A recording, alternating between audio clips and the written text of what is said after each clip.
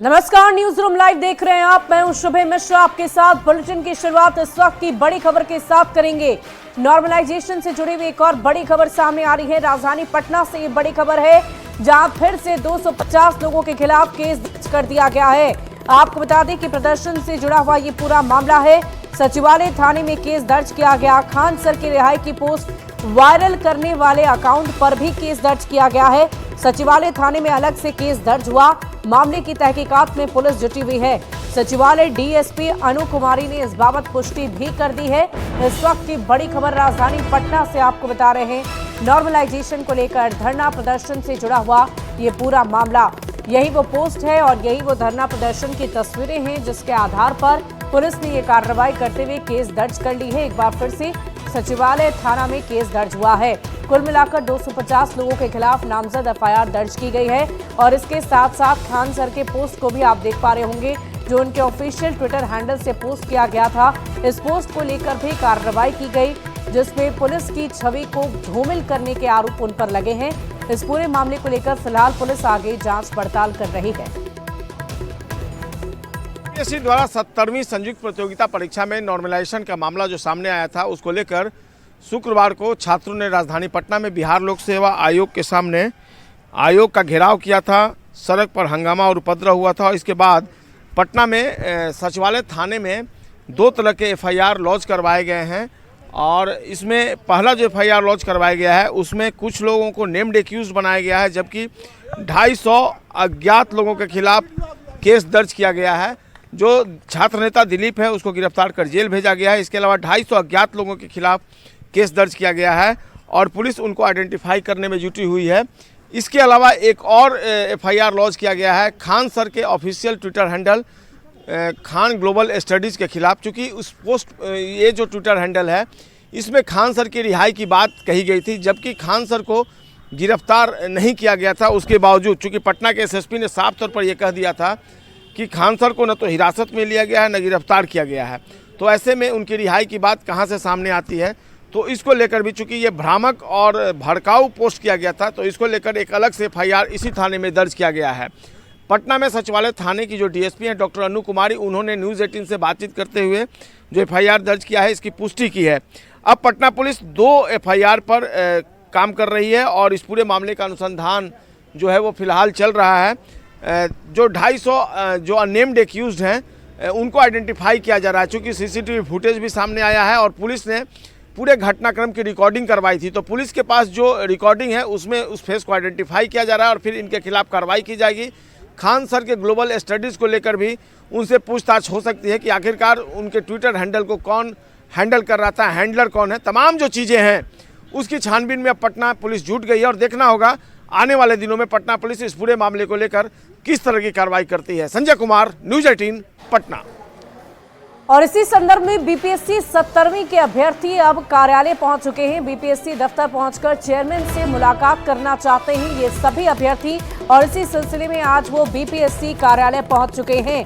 आपको बता दें कि चेयरमैन ने अभ्यर्थियों को मिलने का समय दिया है। नॉर्मलाइजेशन के मुद्दे पर आयोग ने स्थिति साफ कर दी। परीक्षा में नहीं होगा नॉर्मलाइजेशन। अभ्यर्थी चेयरमैन रवि मनु भाई परमार से मुलाकात करना चाह रहे हैं और इसी सिलसिले में बीपीएससी 70वीं के अभ्यर्थी आयोग दफ्तर पहुंच चुके हैं, कार्यालय पहुंच चुके हैं।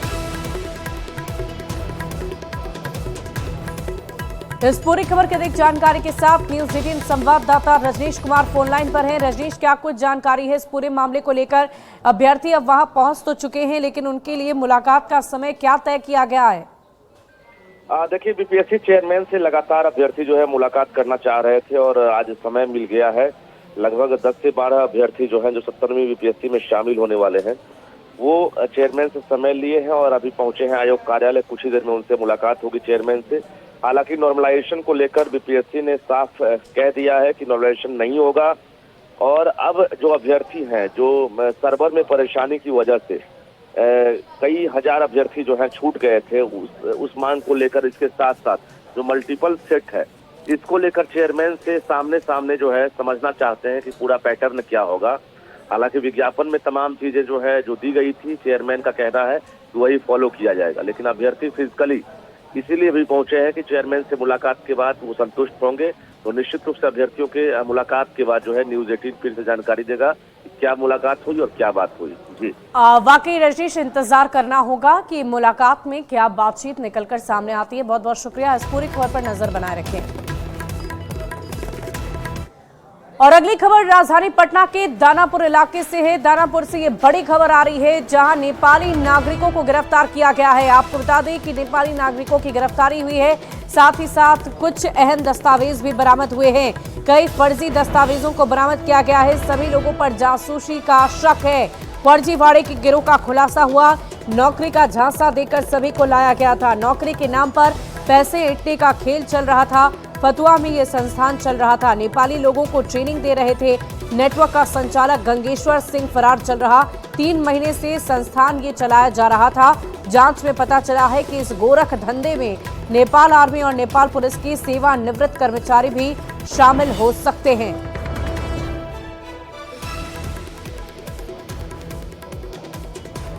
क्या आए? अच्छा, फेसबुक द्वारा यहाँ आए। तो यहाँ पे आपने कितना पैसा जमा किया? नेपाली 1.5 लाख। किसको दिया?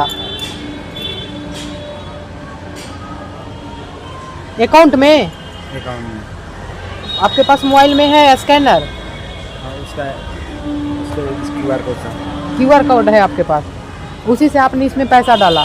भराने के बाद 10,000 ऐसी पैसा ले लिया। उसके बाद कल सुबह से क्लास पे डाला गया कि मैं तो यहाँ पर काम करने आया, होटल पे जॉब लगने के लिए आए हूँ, तो मेरे हाथ में जो काम करने के लिए सामान होना चाहिए था, लेकिन यहाँ तो पढ़ने लिखने के ये थी, कलम कापी थमा दिया। तो पढ़ा लिया कि यहाँ पे ये होगा, वो होगा, ऐसे होगा, कि तुम्हारे पास 5 साल के बाद गाड़ी होगा, घर होगा, ये होगा। 7 दिन का क्लास का ट्रेनिंग होता है। ट्रेनिंग में सिर्फ खाली ये दिखाता है कि आप इस कंपनी में काम कीजिए, आपके पास सब कुछ होगा, आपके पास इतना प्रॉपर्टी, इतना बैंक बैलेंस होगा, इतना लग्जरियस लाइफ होगा कि आप कभी इमेजिन भी नहीं कर सकता। पूरा ब्रेन वॉश का मामला है ये, पूरा ब्रेन वॉश करता है आपको। मेरा कुछ जॉब नहीं था गांव में, मैं खेती किसान का काम करता हूँ, तो इसलिए लोग लालच देखा कर ना मेरे को यहाँ पर फंसे दिए। अच्छा, आपसे कितना पैसा का डिमांड किया? पैसे तो 1.5 लाख डालने से आपको 5-6 मिनट में इसको डबल हो जाएगा। आप 5-6 साल में तो आप करोड़पति हो जाएगा, वो बोल रहा था। इतना लोभ लालच देखा दिया। और इस पूरी खबर के अधिक जानकारी के साथ न्यूज़ 18 संवाददाता अमरजीत हमारे साथ फोन लाइन पर जुड़ गए हैं। अमरजीत, क्या कुछ जानकारी है? पुलिस इस दिशा में कैसे आगे बढ़ रही, कैसे जांच पड़ताल की जा रही है? जी देखिए, ये पूरा मामला जो है नेपाल से जुड़ा हुआ है। नेपाल के आर्मी के लोग, जो एक्स आर्मी मैन है नेपाल के, वो इससे जुड़े हुए हैं। और इसके साथ ही जो है एक गंगेश सिंह यूपी का जुड़ा हुआ है, जो पटना में रह करके ये सिंडिकेट चला रहा था। ये वेस्टर्न फैशन प्राइवेट लिमिटेड के नाम से एक कंपनी खोले हुए था, जिसमें खास करके नेपाली युवाओं को जो है बहला फुसला करके बिहार लाता था और यहाँ पर जो है फैशन डिजाइनिंग का जो है कोर्स करवा करके एक बड़ा सपना दिखाता था। लगभग 250 से 300 नेपाली युवकों को यहाँ पर ला करके ट्रेनिंग देने का काम किया जा रहा था। और इसमें ये बता दें, जिस तरह से आर्मी इंटेलिजेंस लखनऊ ने हमें बताया है, जानकारी दी है, उनके अनुसार एक एक व्यक्ति, इसमें से 5 मुख्य रूप से अभियुक्त बनाए गए हैं, जिन्हें जो है FIR में उनका नाम दिया गया है। और उन लोगों के पास से बताया जा रहा है कि Nepal, Bharat, Qatar, Malaysia, Saudi Arabia समेत कई देशों के फर्जी आई कार्ड भी हैं। तो इससे जो है आर्मी इंटेलिजेंस ने ये भी शंका जाहिर किया है कि इंडिया में ये जासूसी करने के लिए भी जो है अपना नेटवर्क बढ़ा रहा था और इस तरह के काम किए जा रहे थे। स्टूडेंट को 150 रुपये का जो है मात्र फी की बात कह करके यहाँ लाते थे और सरकार के आंकड़े में भी जो 150 रुपये। चलिए, बहुत बहुत शुक्रिया अमरजीत हमारे साथ जुड़ने के लिए, तमाम जानकारी के लिए। तो नेपाली नागरिक गिरफ्तार हो गए हैं। गंगेश्वर सिंह इसका संचालक बताया जा रहा, जो अभी फरार है। पिछले 3 महीने से ये संस्थान चल रहा था। इस पूरे मामले को लेकर पुलिस आगे की जांच पड़ताल में जुटी है।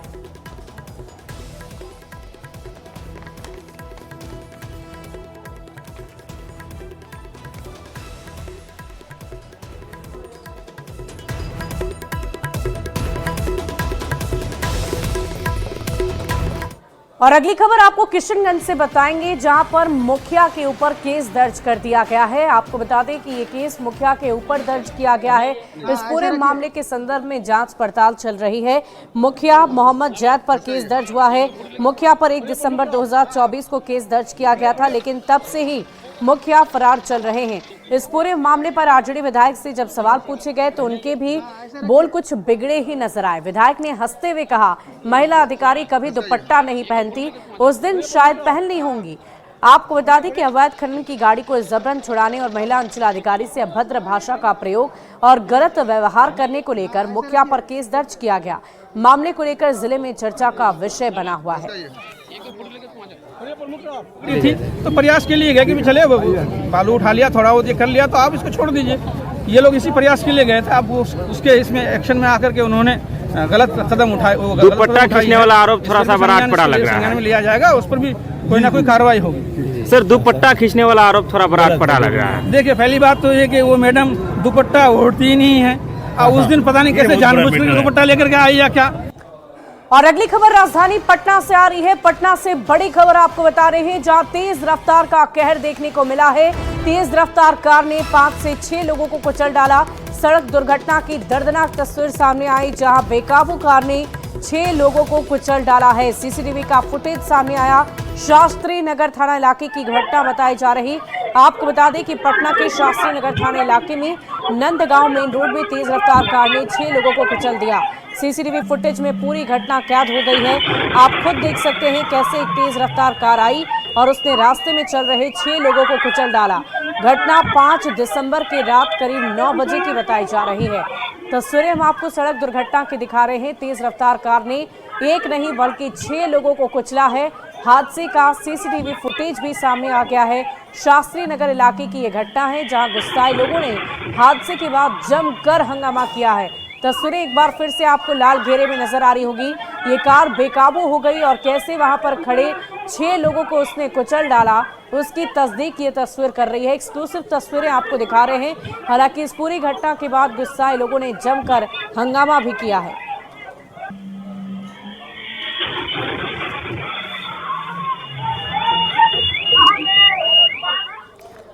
और महाराष्ट्र की अगर खबर की बात करें तो मुंबई पुणे एक्सप्रेसवे पर एक हादसा हुआ है, जहां पर एक ट्रक फूड कोर्ट में घुस गया, जिसके बाद से अफरा तफरी का माहौल हो गया। तस्वीरें भी हम आपको दिखाएंगे। महाराष्ट्र से ये तस्वीर सामने आई है, जहां पुणे मुंबई एक्सप्रेसवे पर यह हादसा हुआ। भीषण हादसा हुआ है जब एक ट्रक बेकाबू होकर हाईवे किनारे एक फूड कोर्ट में जा घुसा। हादसे में एक फूड कोर्ट कर्मी की मौके पर ही मौत हो गई। ट्रक ड्राइवर की हालत गंभीर बनी हुई है। इस हादसे में 4 गाड़ियां भी क्षतिग्रस्त हो गई।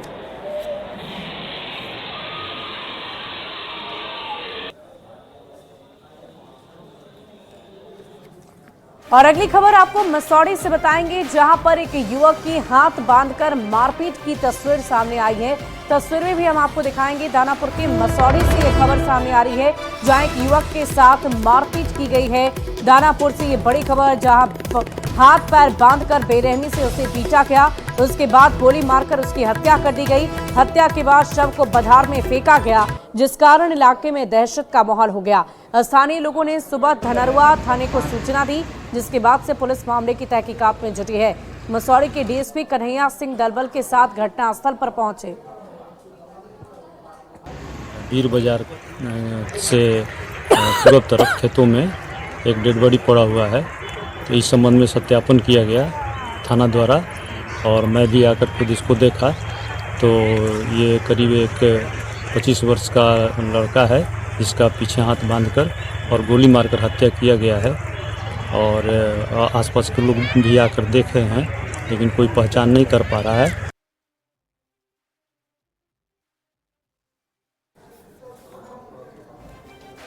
और इसी बीच सीरिया से आपको बड़ी खबर बताएंगे, जहां पर हालात बिगड़ने के बाद राष्ट्रपति दमिश्क के एयरपोर्ट से ही फरार हो गए हैं, इसकी सूचना मिल रही है। इस वक्त की बड़ी खबर सीरिया से आपको बता रहे हैं, जहां राष्ट्रपति के दमिश्क से भागने की खबर है। राष्ट्रपति बशर अल असद के भागने की खबर। दमिश्क में कई जगह विद्रोहियों ने कब्जा कर लिया है। टैंक पर चढ़कर जश्न मनाते विद्रोही नजर आए। विद्रोहियों का कई बड़े शहरों पर कब्जा। विद्रोहियों ने दमिश्क को पूरी तरह से घेरा है। सीरिया के सरकारी टीवी हेडक्वार्टर पर यह कब्जा हुआ। सीरिया में हालात काफी ज्यादा बिगड़ गए हैं और देश छोड़ने की कोशिश में लोग लगे हुए हैं। दमिश्क एयरपोर्ट पर अफरा तफरी मची हुई है।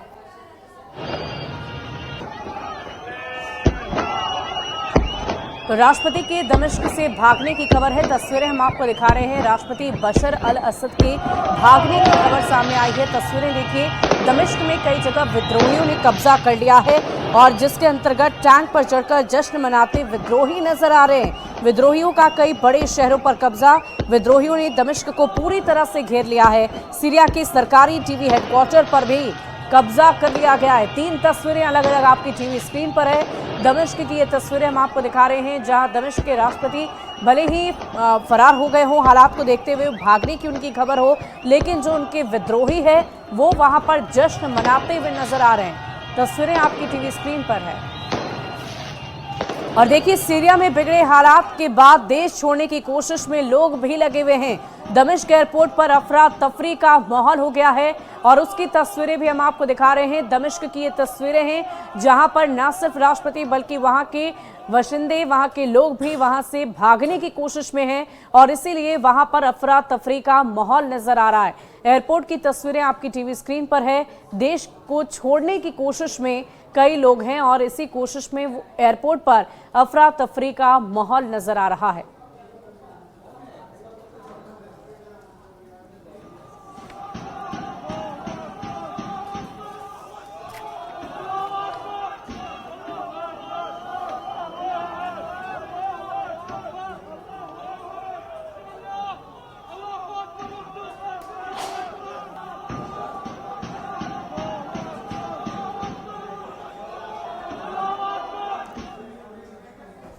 और बिहार में बेहतर स्वास्थ्य व्यवस्था को लेकर लाख दावे किए जाते हों, लेकिन बार बार लचर स्वास्थ्य व्यवस्था की तस्वीर सामने आती है। अगली खबर आपको बेगूसराय से बताएंगे, जहां एम्बुलेंस को लेकर बार बार कॉल किया गया, बावजूद उसके एम्बुलेंस नहीं मिली और एम्बुलेंस नहीं मिलने की वजह से लोग परेशान रहे। सदर अस्पताल में एक व्यक्ति गंभीर हालत में अपने परिजन को लेकर आया था, जहां से उसे पटना आईजीएमएस के लिए रेफर कर दिया गया, लेकिन एम्बुलेंस की कोई सुविधा नहीं मिली। एम्बुलेंस के लिए वो 102 पर बार बार कॉल करता रहा, लेकिन उसे हर बार कभी 1 घंटे कभी 2 घंटे इंतजार करने के लिए कहा गया और अंत में उसे निजी एम्बुलेंस से ही पटना जाने की नसीहत दे दी गई।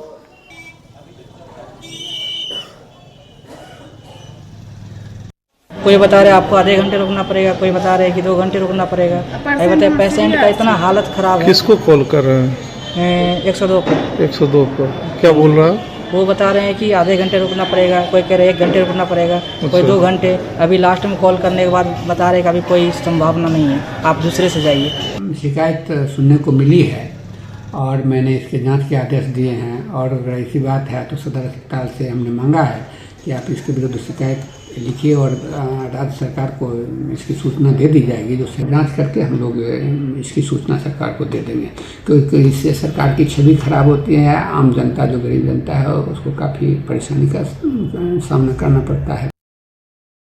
बढ़ते अगली खबर की ओर। अगली खबर आपको गोपालगंज से बताएंगे, जहां पर तापमान में गिरावट होने के साथ साथ AQI लेवल और भी ज्यादा खराब श्रेणी में पहुंच चुका है। 250 AQI लेवल बताया जा रहा है। इस पूरी खबर पर अधिक जानकारी दे रहे हैं संवाददाता गोविंद कुमार। गोपालगंज में बड़े शहरों की तर्ज पर पॉल्यूशन का स्तर लगातार बढ़ता जा रहा है और यहां पर आज AQI यानी कि एयर क्वालिटी इंडेक्स खराब श्रेणी में पहुंच चुका है। एयर क्वालिटी इंडेक्स खराब श्रेणी में पहुंचने की वजह से वायु की जो गुणवत्ता है वो बेहद ख़राब हो गई है और अब लोग जो इससे परेशान नज़र आ रहे हैं, क्योंकि जो एयर पोल्यूशन है उसका स्तर लगातार बढ़ता जा रहा है। अगर आज बात करें AQI की, तो यहाँ पर AQI जो है 250 तक पहुँच चुका है, जो बेहद ख़राब श्रेणी में आता है। मौसम विभाग ने कहा है कि पोल्यूशन का जो स्तर है आने वाले दिनों में और बढ़ेगा, क्योंकि तापमान में गिरावट हो रही है और टेम्परेचर जैसे जैसे गिर रहा है पोल्यूशन का स्तर जो है वो लगातार बढ़ता जा रहा है। तो ऐसे में पोल्यूशन का स्तर बढ़ने की वजह से लोग परेशान हैं। कई लोग ऐसे हैं जो पोल्यूशन से बचने के लिए मास्क लगाकर शहर में निकल रहे हैं। तो जिस तरह से लगातार पोल्यूशन का स्तर बढ़ रहा है, इससे लोगों की परेशानी भी बढ़ती जा रही है। और मौसम विभाग ने ये कहा है कि तापमान गिरने के साथ ही पोल्यूशन का जो स्तर है वो लगातार बढ़ेगा। ऐसे में अब ज़रूरत है लोगों को बढ़ते पोल्यूशन और गिरते तापमान से सावधानी बरतने की। गोविंद कुमार, न्यूज़ 18, गोपालगंज। और अगली खबर आपको झारखंड से बताएंगे, जहां सरकार विकास के लाख दावे क्यों ना कर ले, लेकिन धरातल पर जो तस्वीर सामने आती है वो सब कुछ बयां करती है। हजारीबाग के कई गांव ऐसे हैं आज भी जो विकास की राह देख रहे हैं। इचाक प्रखंड अंतर्गत सुदूरवर्ती पंचायत डाडीघर के धरधरवा गांव के लोग जुआ का पानी पीकर जीने को विवश है। यहाँ पर जो समस्या है काफ़ी पुरानी समस्या है और इस समस्या वाकई में जायज़ है। यहाँ के लोग इसी कुआं के माध्यम से पानी पी रहे हैं। अभी तक हमने इससे विभागीय मद से 3 बोरवेल यहाँ करवाया है और तीनों फेल हो गया, ड्राई निकल गया, जिससे उसका कामयाबी हम लोग को नहीं मिल पाई। और फिर हमने बात की है प्रखंड स्तरीय प्रखंड विकास पदाधिकारी से और जिला के पदाधिकारी से। इन्होंने आश्वासन दिया है कि जल्द ही बगल के गाँव में बोरिंग करवा करके यहाँ पर पाइपलाइन के माध्यम से पानी की सप्लाई की जाएगी। और हमने भी ये सलाह दिया है, तभी इस गांव की समस्या का समाधान हो सकता है। और फिलहाल इस बुलेटिन में अभी के लिए बस इतना ही। आप बने रहे न्यूज़ 18 बिहार झारखंड के साथ।